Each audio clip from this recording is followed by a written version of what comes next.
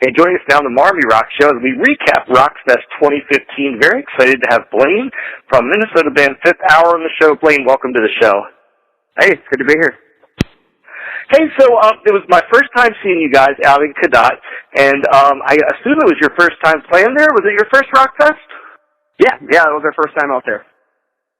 So for our fans of the show, give me a little bit of the history of the band. Introduce the band a little bit to folks. Fifth Hour, we're based in a little city called Ramsey. It's about out north of Minneapolis. And the core group has been together for about 4 years or so. We happened to go through kind of a major band switch here just at the beginning of the year.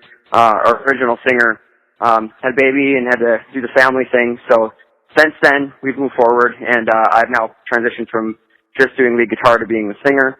And we kind of have just a whole mismatch of things going on. But yeah, we're moving forward. We got a lot of good things on the horizon. I mean, a lot of things that just happened in the past too, including Rockfest, and we got Halfway Jam coming up here now tomorrow. And that's up in north of St. Cloud there. So yeah, we got some things coming up. New albums coming out here probably by January. We're hoping. We'll see whenever that comes out. But this year, early next year, new album.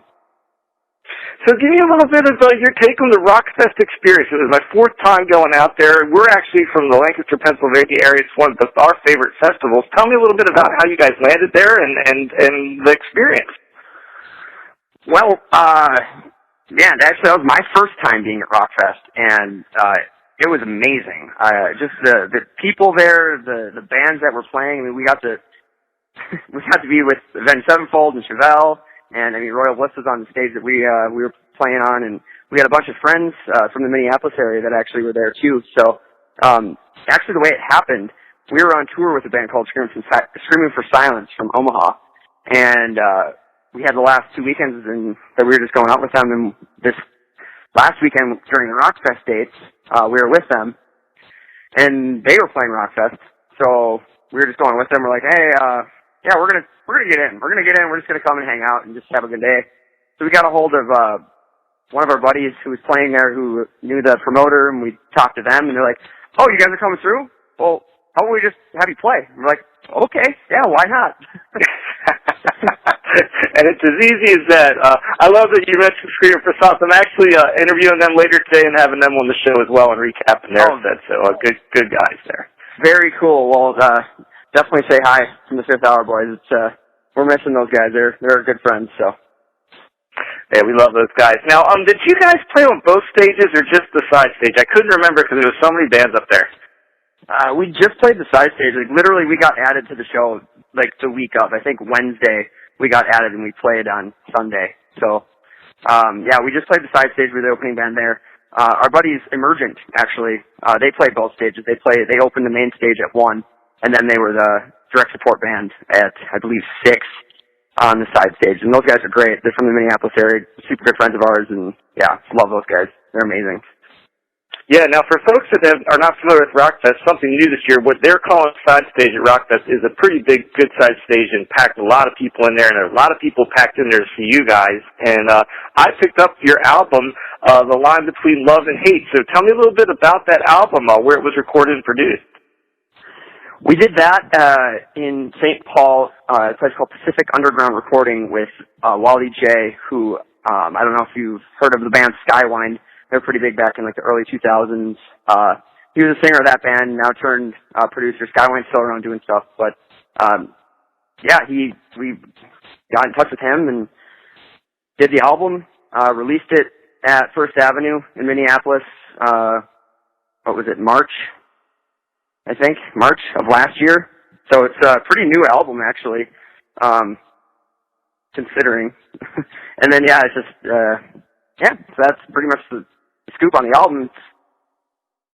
So tell me a little bit about that. You mentioned you made the trek from guitar player to singer. So what's been the biggest challenge of that? Do you miss being a guitar player? Do you like being the front man? What's been the challenge there? Well, that was the thing. We were wondering whether we were going to find a singer or find a guitar player, and I was like, you know what, guys, let me just try to do both. And they're like, okay. So we had a couple practices, and I figured out that I was going to be able to do both. So actually, like, I still play all the same lead parts that I do. I still do all the solos that I do. I mean, I have a guitar in my hand the whole time, which kind of takes away from being the front man. But, you know, I do what I can to try to still be the front man and do that front man stuff. It's just, it's a lot. It's a lot to take on, cause I got all my guitar switching I do with my feet. I have, you know, all the singing I do. Plus, I still play all of the lead guitar lines that I played, as a lead guitar player. So yeah, there's a lot of, you know, pat your head and rub your belly kind of situations, but I'm definitely glad I did it. It feels right. Hey, you're a hard-working dude up there, man, doing all that stuff now. Hey, there's another show I'm excited about. I wish I could be at. You're with they're almost our hometown boys, Crowbot. You got a show with Wilson coming up. That's kind of a diverse lineup because they're two very different bands. Oh yeah. We love the Crowbot guys. They came through town with 10 years back when they first started out touring and everything. Before they're doing amazing now, by the way, which is awesome. They're super good dudes and amazingly talented, super fun to watch.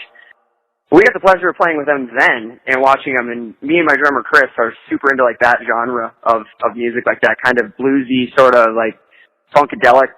We were just blown away.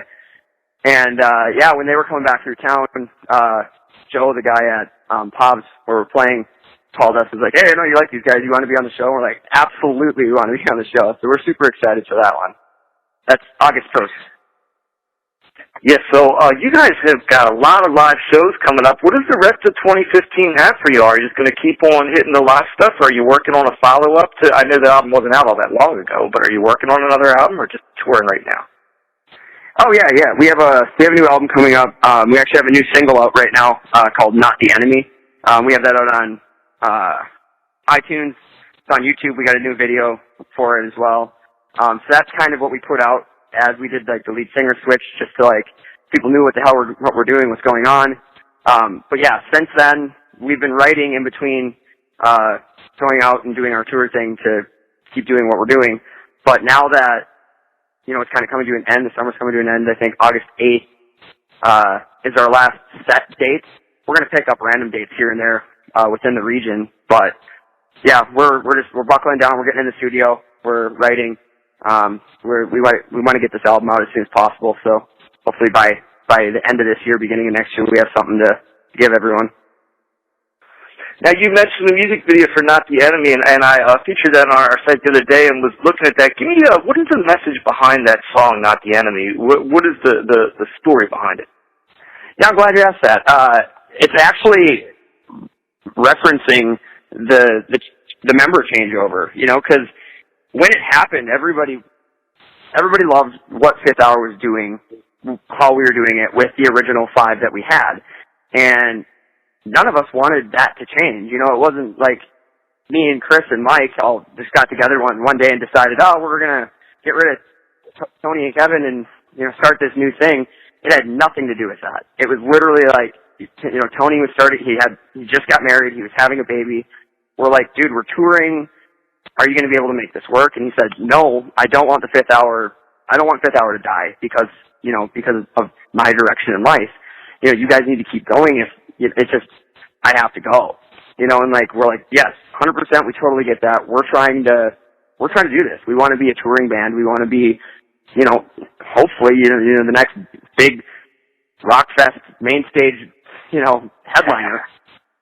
If the stars align, which is kind of what the song is talking about, you know, it's like, you know, we're pushing on this dream, we're all pursuing the same goal, we're trying to make our dreams come true, and it's a tough road, and some people can do it, some people can't do it, but that's really the moral of the story, is it's a tough road, and I'm sorry for the things that happened, you know, it's basically like an apology to our fans, just saying, you know, we feel you, and we're not the enemy here, it's not us for why things happened the way they happened.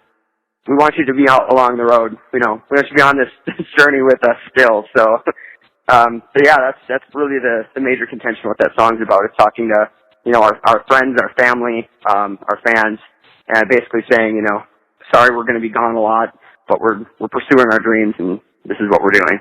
We're not the enemy. It's a very cool tune, and the video came out really, really well. Now, I assume that one's going to make it on. Well, I guess you wouldn't know if it's going to make it on the album you got coming out right now. How does that work? You're right. You're writing stuff for a new album. Do you try to make a certain number of mellower songs and heavier songs, or you just write what comes out? Literally write what comes out. If you went through my cell phone, you would literally scroll for hundreds and hundreds and hundreds of like voice memos, and I've always been a lyricist. I was a singer in a different band that I was in. So I literally have like poems or like snippets of like maybe choruses or just like ideas that just I have. So like when it comes time for, us to sit down and write, a lot of times, somebody will come to the table with a riff or an idea or a beat or even just like a thought, like, hey, what if we kind of did something that sounds like this, or, and we just built something around it. Not the Enemy came around, because Mike, the guitar player, started playing a riff. I was upstairs. Our band rehearsal space is in our house. We all live together, and the downstairs is kind of where we all jam and stuff. So I was upstairs like making a sandwich or something, and I heard him play that intro riff. I ran downstairs. I was like, "What's that? That's what we're doing." And like the chorus melody line actually came from me fooling around on the guitar while they were playing the chorus, and I like played that melody line, and I was like, "That's the melody line," and kind of just wrapped it around that. It's a good flow, I guess. We have a good flow. We just jam it, and it comes out, and if it sticks, it sticks. Well, listen, man, I had a great time seeing you guys play live for the very first time, and I'm really glad that I picked up your album. And once again, the album's called The Line Between Love and Hate. It's definitely worth picking up. And Fifth Hour is a band, folks, you want to see live. I had a great time seeing you out at Rockfest. So, awesome, man. Blaine, the singer from Fifth Hour, everybody there out of Minnesota. Blaine, thanks so much for being here on the Marmy Rock Show today. Absolutely, man. We really appreciate you having us out. This is what we're trying to do. Expand the word of Fifth Hour. So without things like this, it would go nowhere. So we really appreciate it.